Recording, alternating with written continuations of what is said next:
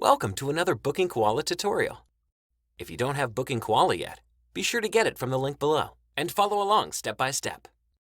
If you're new here, we have lots of tutorials about BookingKoala on our channel. Make sure to subscribe and hit the notification bell so you can easily find us whenever you need help with BookingKoala. In today's tutorial, we'll walk you through how to allow your team members or service providers to schedule their availability without requiring admin approval in BookingKoala. Let's get started. Go to the Settings tab, which you'll find on the left side of your screen. In the Settings menu, click on General. Once you're in the General section, hover over Store Options. Select the Provider tab. Click on the Scheduling section to access your provider availability settings. Now you'll see a question. What will happen if there are active bookings in the date range when providers try to modify or take a day off? Choose the option that says Send Request to Admin for Approval.